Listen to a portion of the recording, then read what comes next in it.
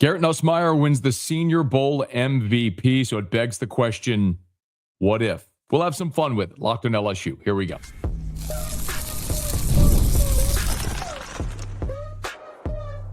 You are Locked On LSU, your daily podcast on the LSU Tigers. Part of the Locked On Podcast Network, your team every day. Okay, let's get it. It is Locked On LSU, your team every day. I'm your host, Matt Moscona. Thanks so much for making us your first listen. We are free, available wherever you get great podcasts, of course, on YouTube as well. So please subscribe. And as always, one of the fastest ways to help us grow is by leaving your comments below. So thank you sincerely for that. Thank you for helping make the Locked On Podcast Network the #1 sports podcast network. Thank you for listening on the Gulf Coast Sports or watching on the Gulf Coast Sports and Entertainment Network every single Monday through Friday.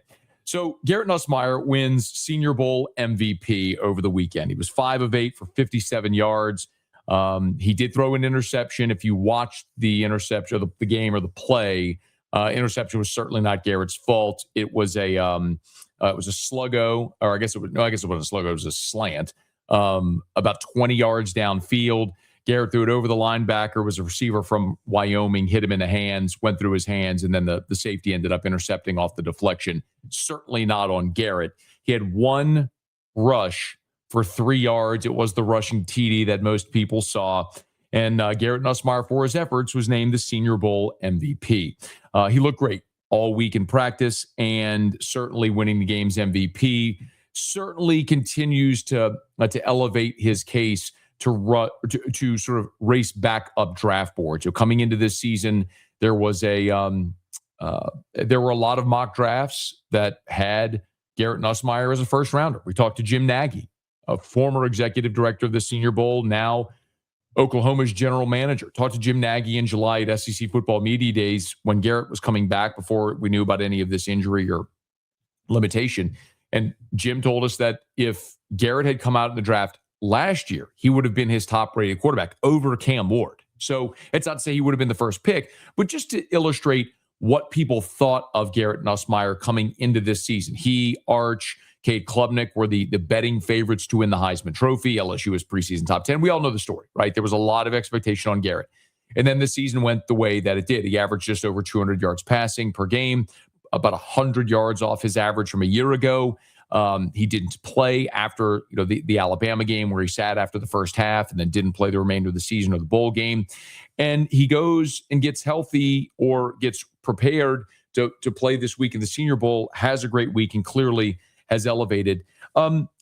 He looked like Garrett Nussmeier, which was great. And probably one of the big winners this weekend, aside from Garrett, is Drew Fabianich. So Drew Fabianich is the new executive director of the Senior Bowl. And Fabianich told us, and I spoke to Matt Flynn and Jacob Hester on Off the Bench, their show this week at the Senior Bowl, and said the way he phrased it was, there was no way I was not inviting Garrett Nussmeier. It's a double negative, but you understand the point.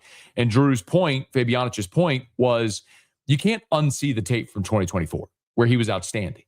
And for whatever reason, injury, limitation, all that sort of stuff, it didn't go well. If you're going to judge Garrett against his film for 2025, you also have to judge him in favor of his film from 2024. And he went there, obviously, and made the most of it. Now, Garrett was also a guest earlier this week on Off the Bench with Jacob Hester and Matt Flynn, and said this. Feel good. I mean, it's been a long process. Yeah, trying to get healthy, and we're really able to get some answers. Not actually, probably about a month ago was the first time we kind of really figured out what it was. Finally got a good plan to try and get healthy, and so it was a game time decision to see if I could be able to come out here. And once I was able to, I can go.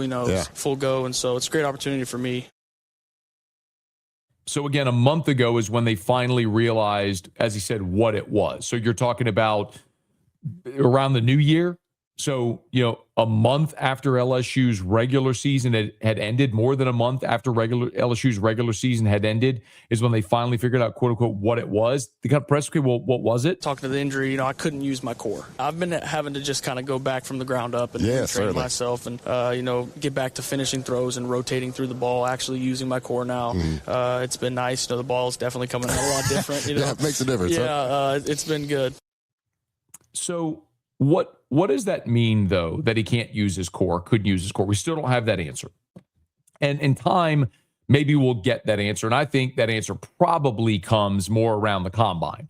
When NFL teams go and do their full-on physicals at the combine, we'll probably know more specifically what the issue was with Garrett Nussmeier. But it is interesting to sort of play this butterfly effect because the butterfly effect is an interesting experiment. And I think there are a few great what-ifs in LSU football history. And I want to go through in a minute what a fully, truly healthy 2024 Garrett Nussmeier playing in 2025, how this season might have looked and what that would have meant for all of these dominoes. But like just as a for instance, one of the ones people bring up all the time is Nick Saban, right? Not only Nick Saban leaving LSU, like what if Nick had stayed at LSU? Does he win a half dozen titles at LSU? Is LSU the dynasty that Bama became? Maybe, quite possibly.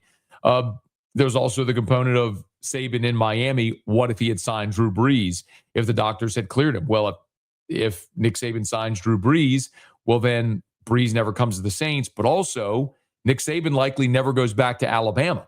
So the entire landscape of college football is changed over the last 2 decades. Specifically to LSU, aside from Saban, I think the greatest what if is Ryan Perrilloux. We could talk about Bo Ryan. That's fair. If you're not familiar, Bo Ryan was a coach at NC State that LSU hired in 1980, and he tragically died in a plane crash before he ever coached a game at LSU. And then LSU promoted Jerry Stovall, who ended up taking LSU to an Orange Bowl after the 1982 season. But what might LSU football look like with Bo Ryan is one. Ryan Perrilloux is a very fair one. LSU wins the national championship in 2007. Perrilloux, 5-star, number 1 quarterback in the country from East St. John, is the heir apparent. He's going to just keep this thing going. And he gets kicked off the team before 2008. So then LSU ends up playing Jarrett Lee and Andrew Hatch in tandem. We know what happened that season. Lee was young, wasn't ready, threw a bunch of interceptions. And as a result, Les Miles fundamentally shifted how he was going to play. He said it on the record, he was never going to lose games like that again. So they committed to running the ball in defense and protecting the football. And so LSU became one of the worst passing offenses in the country, but built through the line of scrimmage, great defense and running the ball. And I'll be darned, they ended up playing for another national championship and building what was at the time the most dominant team LSU had ever had in 2011 until 2019 came along. Well, 2011 is another one of those great what ifs. What if Oklahoma State doesn't lose on that Friday in Ames, Iowa to Iowa State? And LSU's playing Oklahoma State for a national championship, probably going to beat them by 2 or 3 touchdowns in the Superdome. They would have been a heavy favorite in that football game. And then Nick Saban is down a championship. Les Miles gets a second national championship. Does LSU never go on that 8-game losing streak to Alabama? You know, all of those what ifs, if LSU was able to win a second national title under Les Miles, that would have been a fascinating domino effect to see how that might have all played out. And then more recently, we could look at 2023. You know, when Brian Kelly was hired, if he had retained that defensive staff, if he had retained Durante Jones or Blake Baker, Corey Raymond, or even just Corey Raymond, you likely never see that defense dissolve the way it did. And then in 2023, you've got the best offense in the country, the Heisman Trophy winner, and you're probably a playoff team, maybe playing for and winning a national championship that season. You know, that's certainly the defense in 2023 is one. And then here you have Garrett Nussmeier in 2025. What if you would have had 100% Garrett Nussmeier throughout the course of this season? How might it have changed this season in 2025 and the future, what we see now with Lane Kiffin? I got some thoughts on that. We'll run through that exercise here. As we continue, it is Locked on LSU, your team every day. It's the last call for football on FanDuel. One final Sunday. One last kickoff, the final chance to get in on the action before the NFL season officially comes to a close. This is Super Bowl 60, and FanDuel is making sure you're right in the middle of it with a special offer just in time for the biggest game of the year. Whether you're backing the favorite, riding with the underdog, or building one last same-game parlay, this is the game everyone's been waiting for. This is where predictions turn into plays, stats turn into storylines, and every snap feels bigger. It's the perfect way to cap off the season and make the Super Bowl even more exciting from kickoff to the final whistle. If you're a new customer, bet just $5 and get $100 in bonus bets if you win. Make it count, because after the Super Bowl, season is over. It's the last call for football on FanDuel, an official sportsbook partner of Super Bowl 60. Visit FanDuel.com to get started. And we're brought to you by Mazda. This is Mazda's moving the game forward. For those who show there's more to the score than what's on the screen. And how about, since we're talking about it, Garrett Nussmeier wore number 18 proudly. Even after he was effectively shut down for the season, he was there with his team for the remainder of the year. He could have opted out, didn't. Stayed with his guys, wore the 18 jersey, had the headset on, helping Coach Michael Van Buren on the sideline. It was a disappointing season at 7-6, and no one's thrilled with the result. But you could look at Garrett Nussmeier, a great Tiger who stuck it out during his time in Baton Rouge. He didn't get the storybook ending that he wanted, but hopefully a fantastic future ahead for Garrett Nussmeier. These remind us of what it takes to raise the bar. It's the extra work off the field, dialing in every detail, giving it the extra fire, that grit, and I never quit. Mazda puts the same passion into every model. Highlights make the reel. What it took to get there makes it count. There's more to a Mazda because there's more to you. So let's play this out a little bit. What might our football reality here in Louisiana be like around LSU had Garrett Nussmeier been healthy all year, been 100%, had Garrett Nussmeier looked like the 2024 Garrett Nussmeier? Well, you lost 5 regular season games. You went 7-5. First loss was on the road at Ole Miss, 24-19. And if you remember that game, there were a few pretty critical plays. First of all, you had a pick 6 called back for OPI. But there were 2 offensive snaps that could have been scoring plays that weren't. First was a 50-yard completion to Xavion Thomas, where if you go watch the play, Xavion Thomas is lined up on the right side of the field. He beats his man off the line and dusts him. Thomas, if you watch the All-22, immediately throws his hand in the air to Nuss like, throw it, I'm going to score. I mean, because there was no safety on that. Safety's on the other side of the field. If Nuss just throws a lollipop, Xavion runs under it, it's 6. Well, Nuss ends up throwing the ball not down the numbers on the right side. He throws it well short to the middle of the field. Xavion redirects, makes the catch on the logo. The safety had closed, and Xavion ended up with a big play, a 50-yard play, but they ended up not scoring a touchdown on that drive. So that was one. Now, you could look at that play and say Nuss wasn't healthy and underthrew the ball, but if you actually go back and watch the All-22, this is maybe where the offensive line let LSU down, because Nussmeier has a defender falling at his feet, so as he throws the ball, he can't step in to throw. He sort of hops back, which redirected the throw. But the other was the interception, which he had a receiver which was behind the defensive back. Nuss underthrew it and ended up throwing an interception. If he gets the ball over the defensive back, it's a touchdown. And maybe that was one that his core injury, as he described it, or the issue with his core limited him. That game may feel one-sided because Trinidad Chambliss was really outstanding, accounted for nearly 400 yards of offense. But that was a 5-point game. It was 24-19. And that's 3 scoring plays that I just described that could have altered the game altogether, and LSU could have and maybe should have won that game. The Vanderbilt game was your second loss, 31-24. And that was a game where you just couldn't sustain anything offensively. So Vanderbilt ended up winning time of possession 36-30 to 23-30. They had 13 minutes, almost a full quarter time of possession more than you did. And really, that game was far more about your defense and their inability to get off the field than it was your offense's limitation. Texas A&M, that game was a blowout, 49-25. But I'll remind you, you were leading that game at half, and then everything unraveled in the second half. They scored, turned over, scored again, and the route was on. Hard to imagine that going any other way.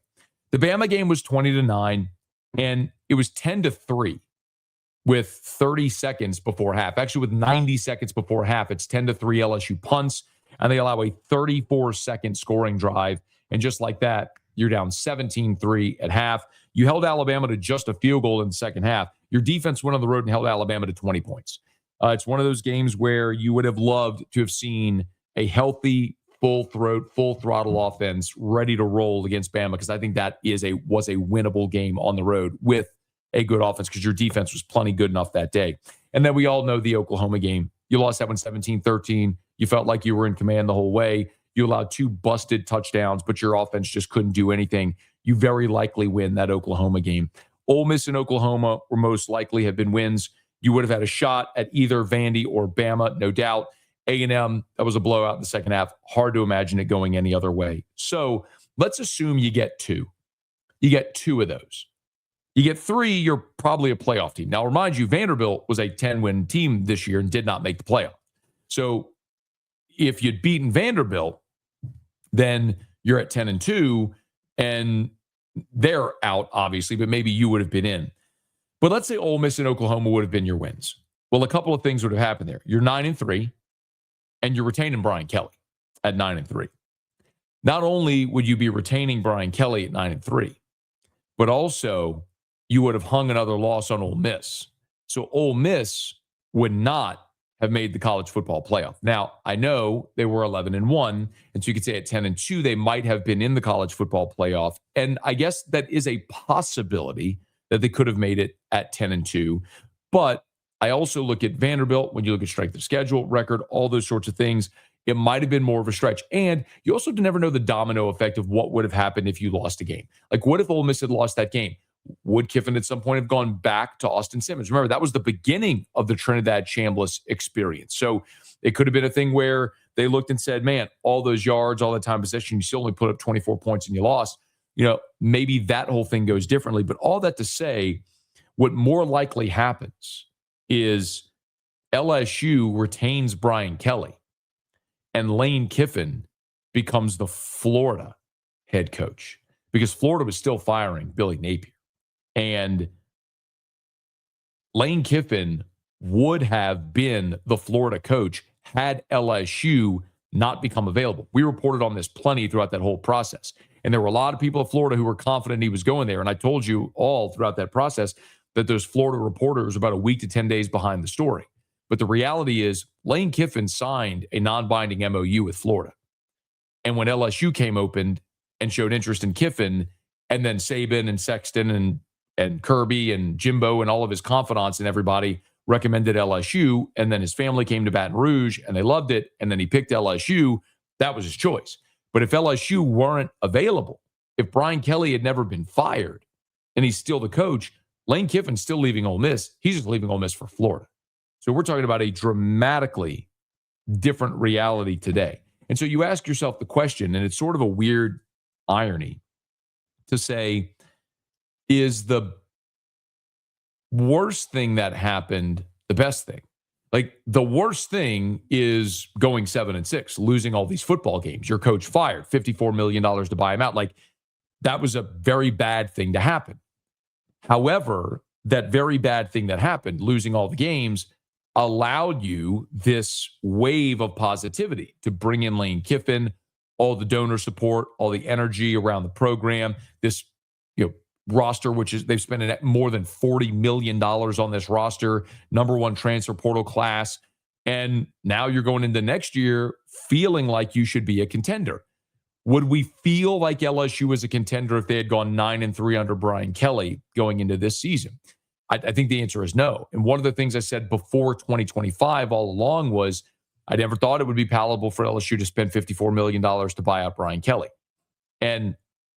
But after 2025, if it had gone poorly, 26 would have been a hot seat season.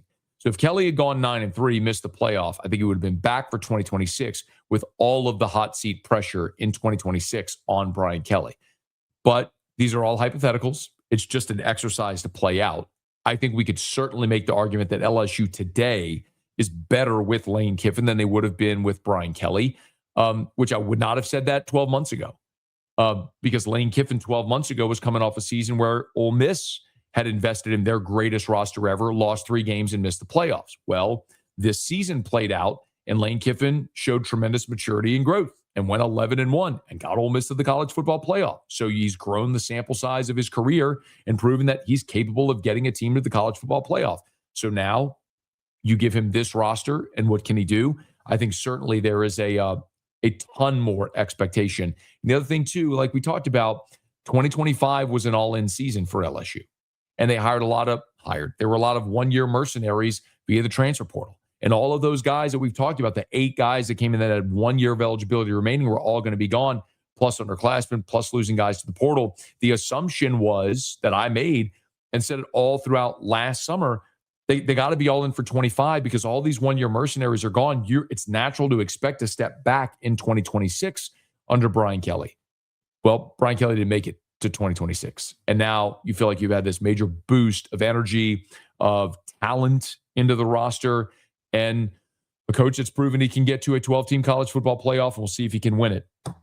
But that is an interesting exercise to play out just how things might be different because, had you had a healthy Garrett Nussmeier this year, you're probably still flawed enough to where you don't win a championship, but you're also retaining Brian Kelly with a lot of big questions on the roster. Instead, Nussmeier's injury led to a super disappointing season. Brian Kelly's gone, Lane Kiffin's in, and now tons of positivity and expectation around the LSU program. One of the great what-ifs. All the others we talked about, Saban, Perrilloux, 2011, the defense in 23, those all were very overtly negative things for LSU. Maybe this negative thing in 2025 will actually be the catalyst for a positive in 2026 and beyond. Time will tell. Good luck to Garrett Nussmeier as he continues through the pre-draft process. Hopefully a great combine, pro day, top 30 visits, all that. Goes on to be a high NFL draft pick and makes all of his professional football dreams come true. No doubt, a lot of LSU fans will be cheering him on. And we'll be doing it from right here as well on Locked On LSU. So let me know your thoughts on that sort of butterfly effect. What did I miss? I had to miss something there that you all think is interesting. So drop your comments and let me know. Hey, as always, if you're on podcast, please subscribe on your favorite podcast app. Rate us, leave a review. YouTube, smash that like button, subscribe to the channel, hit the bell so you're notified whenever we post a new video, and let a friend know if they love the Tigers. We got you here every single day for Locked On LSU. It's your team every day.